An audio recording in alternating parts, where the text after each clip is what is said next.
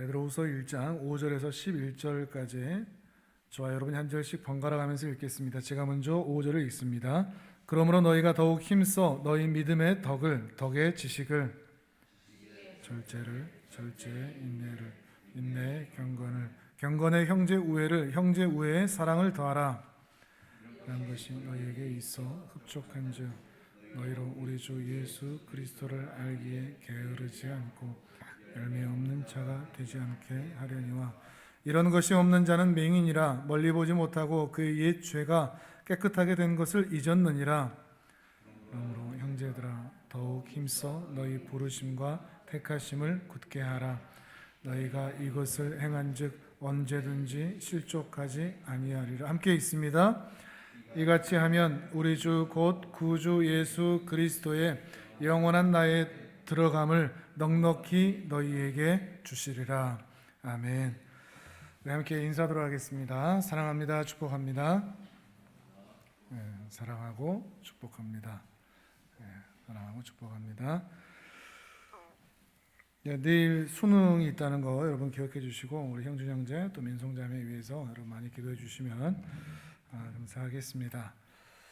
우리는 믿음을 가지고 있는 사람들입니다. 그래서 우리를 신자라고 부릅니다. 믿음의 사람들이라는 뜻이겠죠.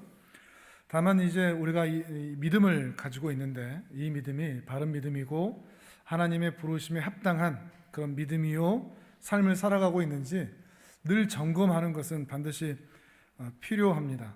우리가 정말 그 부르심에 합당하게 살아가고 있는가. 사도 베드로도 그것을 강조하고 있습니다. 10절을 같이 한번 읽어보실까요? 10절 시작. 그러므로 형제들아 더욱 힘써 너희 부르심과 택하심을 굳게 하라. 너희가 이것을 행한즉 언제든지 실족하지 아니하리라. 아멘. 더욱 힘써 너희 부르심과 택하심을 굳게 하라 이야기를 합니다. 그러니까 우리는 이름도 신자지만 삶도 신자여야 합니다. 이름만 신자라는 이름을 가질 게 아니라 삶의 현장에서도 우리는 신자로서 살아가야 하는 것입니다. 부르심에 합당한 삶의 모습을 그렇게 살아가고 있는지 삶의 현장에서도 말이죠. 그렇게 부르심에 합당한 삶의 모습을 가지고 있는지를 점검해 볼 수 있는 매우 중요한 이정표가 우리가 앞서 봤던 것처럼 4절에 있는 것처럼 신성한 성품에 참여하고 있는지를 확인하는 것입니다. 내 삶에 정말 신성한 성품에 그 삶의 모습이 드러나고 있는지, 하나님의 성품이 내게서 나타나고 있고 하나님의 성품을 공유한 그 삶의 모습이 내게서 흘러나가고 있는지를 계속해서 살피는 것이죠. 이것이 하나님에게서 나온 성품인지 아니면 사단이 가질 수밖에 없는 그런 성품인지 우리 자신을 늘 확인하지 않으면 우리는 엉뚱한 곳에 우리의 자리를 펴고 있을 수도 있다는 것입니다. 물론 하나님의 성품에 참여한다, 그리고 하나님의 성품을 공유한다, 이것은 우리 죄인으로서는 불가능한 일입니다. 있을 수도 없고 가능하지도 않은 것이죠.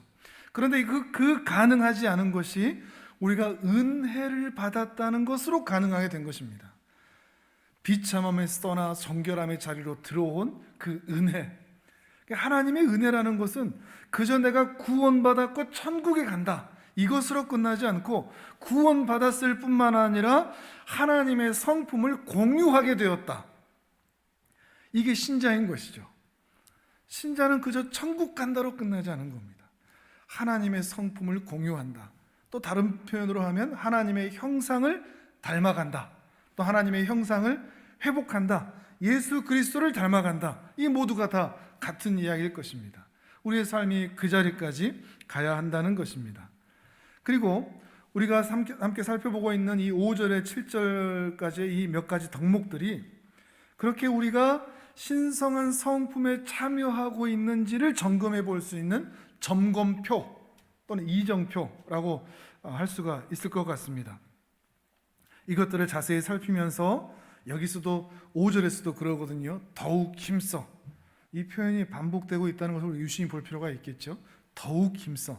자, 어떤 이정표가 있는지 또 우리가 어떻게 이 덕목들을 살펴야 되는지 5절에서 7절을 또 읽어보겠습니다. 5, 6, 7절 시작. 그러므로 너희가 더욱 힘써 너희 믿음의 덕의 지식의 절제의 인내의 경건의 형제 우애를, 형제 우애의 사랑을 더하라. 아멘. 물론 우리는 이 세상을 살아가는 동안에 이 덕목들 완성에 이르지는 못할 것입니다. 그건 분명합니다. 믿음, 덕, 지식, 인내, 절제, 경건, 형제 우애, 사랑 하나하나 훑어볼수록 이게 내게서 참 멀다라는 생각이 들 것입니다. 그러함에도 불구하고 사도 베드로가 이걸 모르겠습니까? 그러함에도 불구하고 사도 베드로는 더욱 힘써라는 표현을 쓰고 있다는 것을 유심히 봐야 한다는 것입니다. 그 말은 이 성품들이, 이 덕목들이, 이 신의 성품들이 나의 성품이 될 때까지입니다.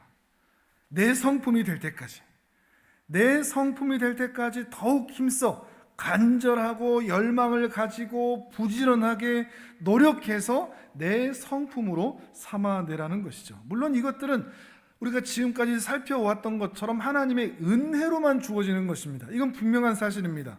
하나님의 은혜로 주어지지만 그 이면에 우리가 해야 할 부분도 분명히 있다는 것을 말해주고 있는 것입니다. 감을 먹고 싶다고 감나무 밑에서 입만 쩍 벌리고 있다고 그 감이 떨어지지 않듯이 하나님 나라에서 동일합니다. 더욱 힘써야 할 부분이 반드시 있다는 것입니다.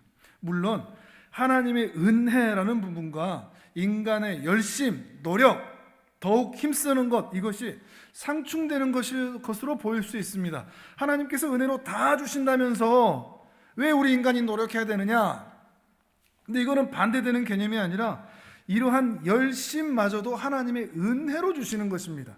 하나님께서 우리에게 은혜를 주시는데 우리가 그 은혜에 대해서 냉랭하게, 무감각하게, 관심 없이 하나님이 우리에게 그 따뜻한 마음을 주시는데 우리는 하나님에 대해서 냉랭하게 당신 누구요? 라는 식으로 대할 수가 없는 것이죠.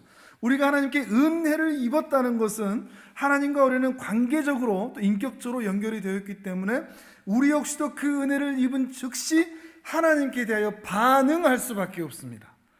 그러니까 하나님께 은혜를 입은 자는 이 인간의 열심이 같이 나타날 수밖에 없다는 거죠.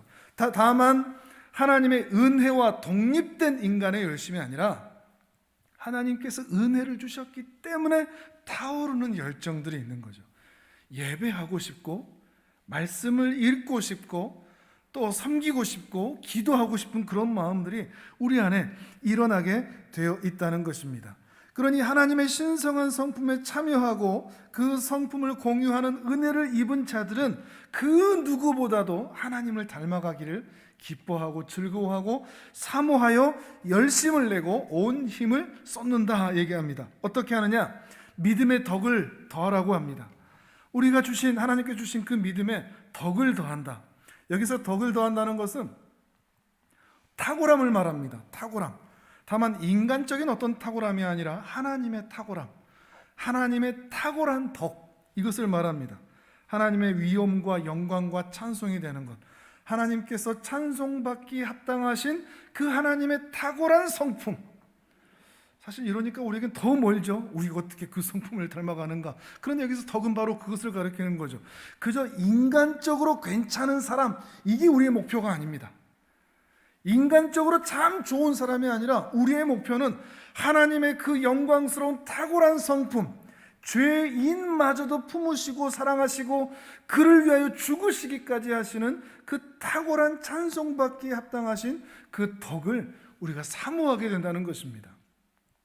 정말 이건 우리에게 불가능한 이야기입니다. 그러나 이 은혜를 받은 자들은 하나님을 닮아가고 싶어 합니다. 그 탁월한 성품을 함께 갖고 싶어 한다는 것입니다. 그래서 믿음의 덕을 더하라 그럽니다. 그리고 그 덕을 더한 다음에 덕에 지식을 더하라 그럽니다.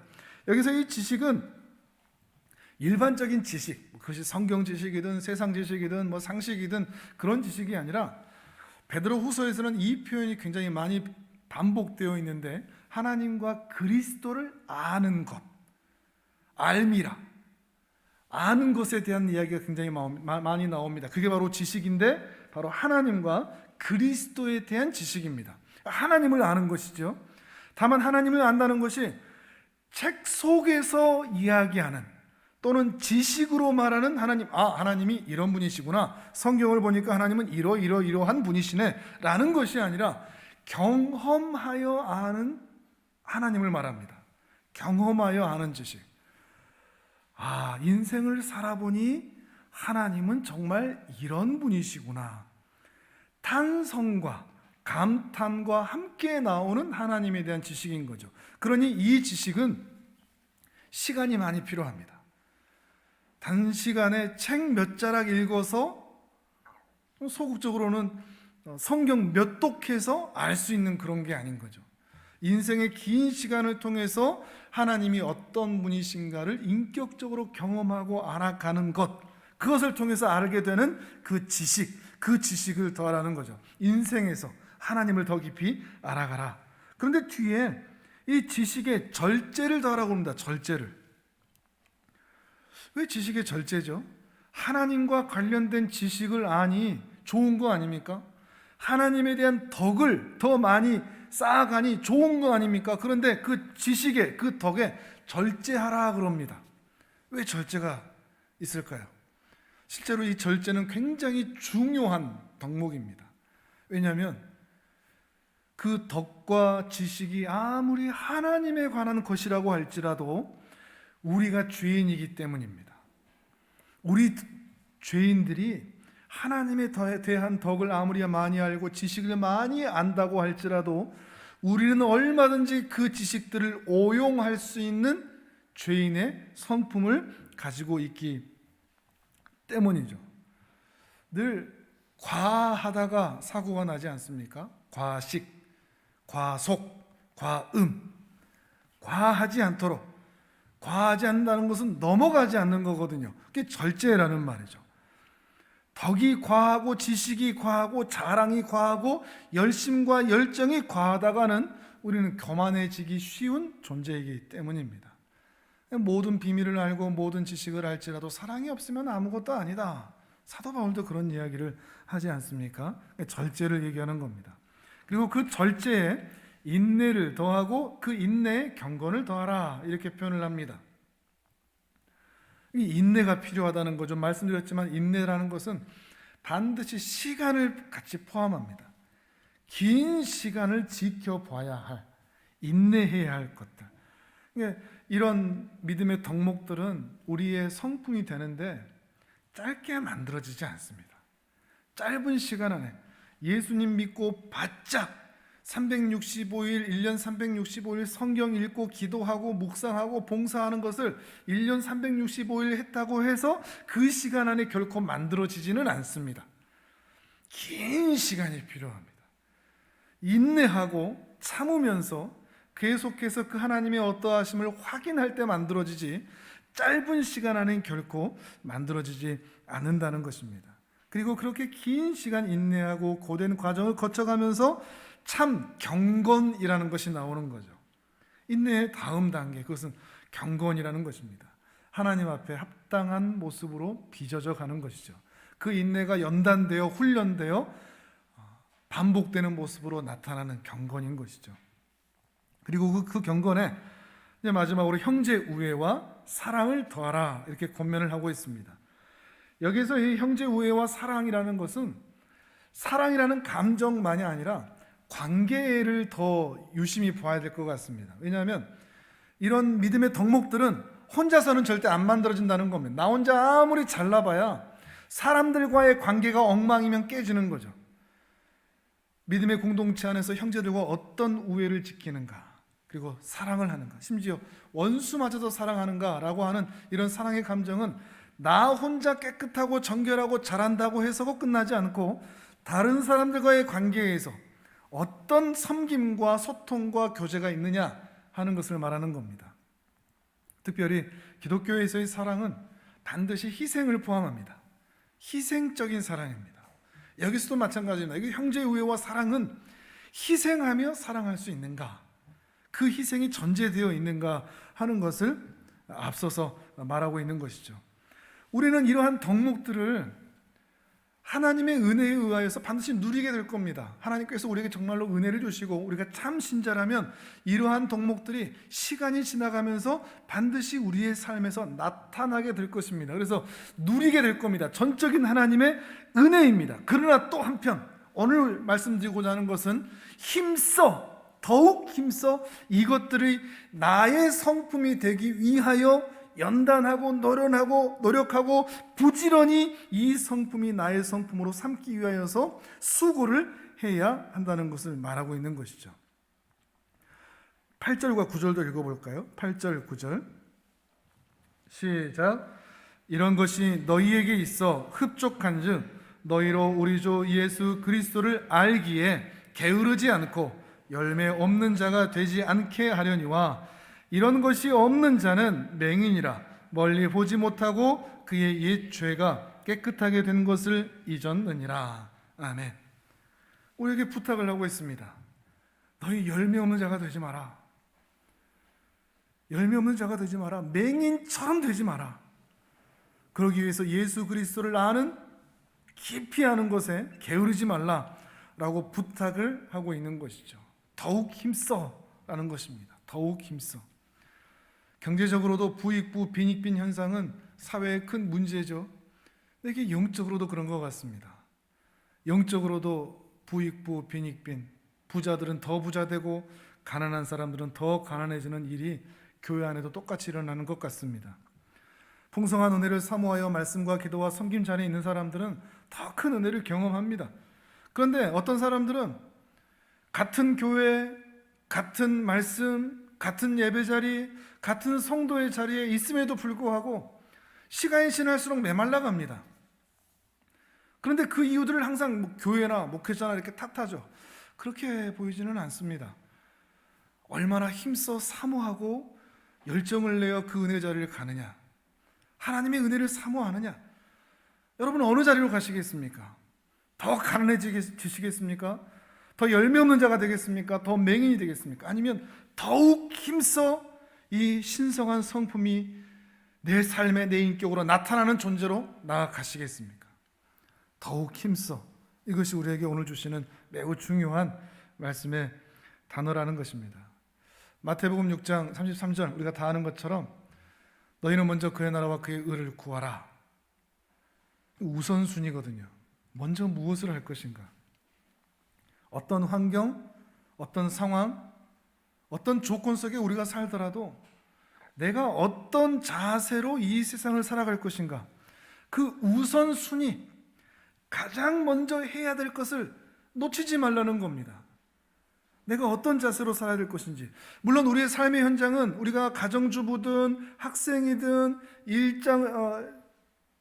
직장인이든 또는 어떤 사업을 하든 세상 사람들하고 삶의 조건은 다 똑같습니다.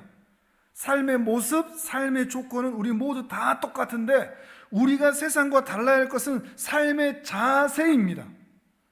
삶의 자세는 달라야 됩니다. 삶의 조건, 삶의 모습은 같더라도 삶의 자세, 우리는 세상 사람들처럼 먹고 마시고 입고 사는 것이 먼저가 되어서는 안 될 사람들입니다. 먼저 그의 나라와 그의 의를 구하는, 하나님의 나라와 하나님의 영광과 하나님의 은혜를 더 사모하는, 하나님의 백성됨을 더 기뻐하는, 하나님을 닮아가는 것을 너무나 소중히 여기는, 어떤 형편에서도 또는 먹고 마시고 입고 사는 것 때문에 고민하게 되는 바로 그 장소에서도 하나님의 영광과 나라가 우선이 되는 그런 기회로 장소로 삼는 우리의 모습이 되어야 한다는 것입니다. 갈라디아서 5장을 한번 찾아보시죠. 신약 307페이지 갈라디아서 5장 22절 23절입니다. 어떻게 나타나느냐? 무엇이 나타나느냐? 세상 삶의 환경에서 우리에게 나타날 것이 무엇이냐? 갈라디아서 5장 22절에서 23절입니다. 우리가 잘 아는 말씀, 여러 번 찾았던 말씀이죠. 신약 307페이지 갈라디아서 5장 22절 23절. 자, 같이 읽습니다. 시작. 오직 성령의 열매는 사랑과 희락과 화평과 오래 참음과 자비와 양선과 충성과 온유와 절제니 이 같은 것을 금지할 법이 없느니라. 아멘. 먹고 마시고 입고 사는 그 삶의 세상 사람들하고 똑같은 삶의 자세에 있을 때 우리가 구하고 우리의 삶에 나타나야 할 것들이 무엇이냐? 바로 이런 성령의 열매들이라는 것입니다. 근데 이 같은 것을 금지할 법이 없다. 그 말은 신자가 살아가는데 이 성령의 열매가 금지되거나 취소되거나 막히도록 하나님께서 절대 일하지 않으신다. 그 말은 신자가 있는 자리에서는 성령의 열매가 나올 수밖에 없다, 이 말입니다. 내가 내 삶을 살아가는데 이 성령의 열매가 나오지 못하도록 하나님께서는 그 금지되는 걸 다 막아버리셨다는 겁니다. 그러니까 내 삶에서는 무조건 이 성령의 열매가 나올 수밖에 없습니다. 사랑과 희랑과 화평과 오래참과 자비 양선과 충성과 온유와 절제가 내가 살아가는 그곳에, 신자가 살아가는 그곳에 바로 이 열매가 나타날 수밖에 없다는 거죠. 다만 어떻게 나타나느냐? 이 열매들 목록을 보면 다 어떤 종교 행위적인 것들이 아니죠. 어떤 행위적이거나 지식적이거나 아니면 뭐 감정적인 것, 이런 것도 아닙니다. 철저히 어떤 것이죠? 성품적인 것들이죠. 그 사람의 성품, 그 사람의 인격, 그 사람의 됨됨이로서의 열매들입니다. 그러니까 우리가 먹고 마시고 사는 그 장소에서 우리의 신앙이 하나님 나라를 구한다는 것이 어떤 종교적인 행위로 나타나는 게 아니라 이런 우리 자신이 가지고 있는 성품의 열매들, 신적 성품들, 이런 것들이 나타남을 통해서 우리가 먼저 그의 나라와 그의 의를 구하고 있다는 것이 나타나고 확인되어야 한다는 것입니다. 예를 들면 우리가 베드로후서에서도 그리고 갈라디아서도 확인하듯이 절제라는 것이 매우 중요하다는 말씀을 드렸는데, 우리가 신앙생활하면서 우리 주위를 둘러보면 성령의 열매를 맺겠다, 그래서 신앙생활을 내가 참 잘해보겠다라고 의욕이 앞서면서 절제하지 못하는 경우를 굉장히 많이 보게 되는 것 같습니다. 신앙의 초보들이거나 또는 젊은 혈기가 있을 때 잘해보자 뭐 이런 것들 때문에 말이죠. 젊어서의 이 진심 또 열정, 이것 분명히 있죠. 그래서 어떻게든 해보자, 할 수 있다, 이런 마음은 같지만 오히려 이런 것들이 소리치는 것으로 나올 때가 굉장히 많습니다. 그러니까 내가 진심이 있고 열정이 있는데 그 이면에 인내해야 되고 훈련해야 되고 연단해야 된다는 것까지는 깊이 고민하고 생각하지는 못하는 거죠. 오히려 열정과 의욕이 너무나 앞서는 것입니다. 마치 그 40세 모세처럼 말이죠. 신앙은 한 단계 한 단계 천천히 오랜 시간을 걸쳐서 만들어져 가야 된다라는 것을 깊이 이해하지 못하면 옆에 있는 사람들을 좀 잡게 되어 있습니다. 90% 잘하다가도 나머지 10% 좀 못하는 거 가지고 비방하거나 지적하거나 하는 일들을 할 수밖에 없다는 것입니다. 교회에서도 큰 소리 치는 사람들은 항상 신앙적인 사람들보다도 신앙적인 욕심이 많은 사람들, 신앙적인 그런 열정이 많은 사람들, 이럴 경우가 훨씬 더 많습니다. 성령의 열매들을 보시면 거기에 열정은 없습니다. 큰 소리 치는 것도 없고 비판 잘하는 것도 결코 없습니다. 이렇게 반대로 신앙이 좋은 사람들은, 신앙의 사람들은 늘 그 됨됨이로 나타납니다. 그 성품으로 나타나고요. 그리고 그 성품은 항상 인격화된 표정, 그러니까 어떤 만들어진 표정이 아니라 인격에서 나오는 그런 표정과 같이 연결이 되는 것을 많이 생각하게 됩니다. 만들어진 표정들은 금방 알아챕니다. 자기 실력 이상의 어색한 표정들, 참 말하기가 표현하기가 좀 쉽지는 않은데 정말 실력 있는 인격과 그런 표정들은 자기가 일상적으로 살아갔을 때 나타나는 그 온화한 그 표정들, 이 일상의 순간과 위기의 순간, 위기의 순간이라는 것은 누군가 내 마음에 안 들 때, 내 진심이 올라오고 열정이 올라오고 내 행위가 올라올 때, 누군가 내 마음에 들지 않은 행동을 하거나 그런 판단을 하거나 그런 말을 하거나 하여튼 내 마음에 들지 않을 때, 나를 좀 공격하는 그런 말들을 하게 될 때, 내 마음에 하여튼 차지 않을 때, 그런 순간에 나타나는 그 표정, 이게 다르게 나타납니다. 저도 이 부분을 생각하면서 많이 연습을 하는데 이게 참 쉽지가 않습니다.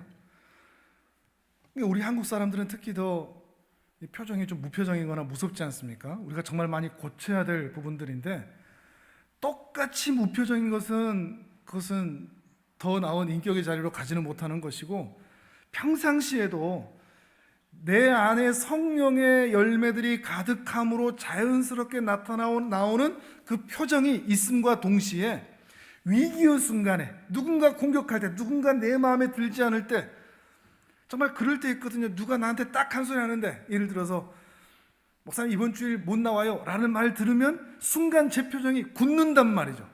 근데 저는 그러고 싶지 않거든요. 근데 저도 알지 못하는 사이 누군가 내 마음에 들지 않은 말을 하고 행동을 할 때 1초에서 5초 사이는 이 표정이 굳어버린단 말이죠. 근데 그러고 싶지 않은 겁니다. 그것마저도 훈련하고 싶은 거죠. 근데 이게 훈련으로 되는 게 아니고, 내 안에 성령의 열매가 충만히 가득할 때, 더욱 힘써 그 덕목들이 내 안에 가득하게 될 때, 온화할 때뿐만 아니라 그 위기의 순간에, 공격의 순간에, 그런 순간에도 변하지 않는 표정으로 상대를 대하는 그런 모습이 나타나길 바라는 겁니다. 그러니까 이러한 덕목들이, 이러한 성령의 열매가 머리로만 아는 게 아니고 내 삶에서 고민이 된다는 겁니다. 저는 이런 식으로 고민을 해본 겁니다. 내 표정이 그런 순간에도 변하지 않을 수 있을까? 어떤 누가 나를 괴롭혀도 고함치지 않고, 소리치지 않고, 정죄하지 않고, 단 1초에서 5초 그 정도 순간에까지도 온화한 미소를 가질 수 있는 내 마음의 밭이 될 수는 있지 않을까? 고치고 싶은 거죠. 그러나 이게 내 힘으로 되는 것은 결코 아니라는 겁니다. 인내가 필요한 거죠. 긴 시간 훈련과 연단이 필요한 것입니다. 근데 지금 우리가 히브리서 말씀을 묵상하고 있지 않습니까? 히브리서 11장을 읽는데 같이 11장 한번 찾아보시죠. 그 믿음의 사람들의 목록을 쭉 보는데, 어떻게 이 믿음의 사람들은 저렇게 믿음으로 살았을까라는 것을 보게 되는데, 그 뒤에 11장 13절에서 16절, 이것 때문이 아니었을까 생각을 해보게 됩니다. 히브리서 11장 13절에서 16절입니다.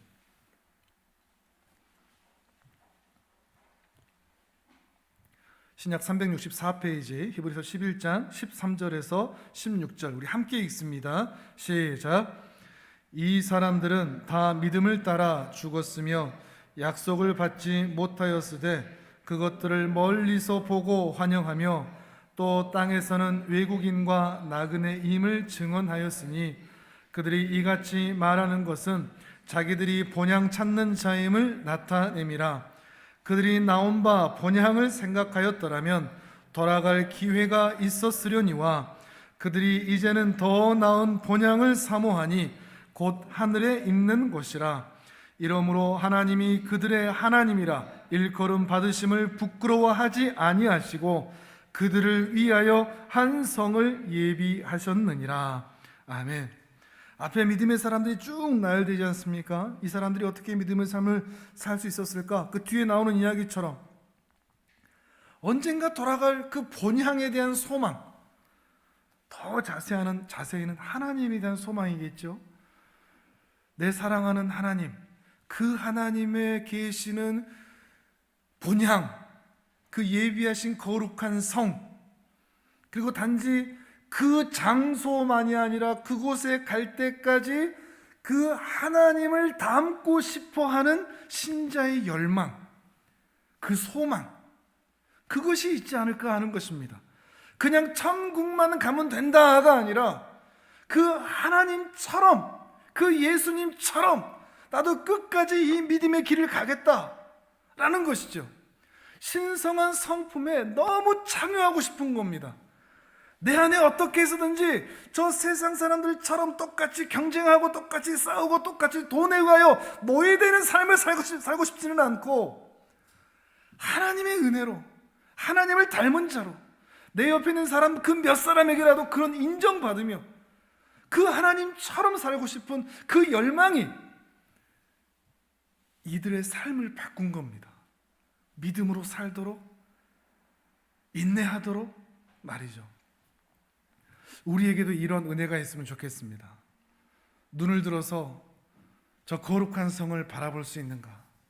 언젠가 주님 만날 그곳에서 주님 품에 다시 안길 날을 기대하며 나도 이 땅에서 주님처럼 살리라 라고 하는 그 선한 열망들이 오늘 나로 하여금 그 무엇보다도 우선순위를 가지고 바로 이것을 위하여, 그 신성한 성품을 얻기 위하여 더욱 힘쓰는 자리로 가기를 소망하는 그 복된 은혜가 우리 모든 성도님들에게 있기를 주님의 이름으로 축복합니다. 아멘.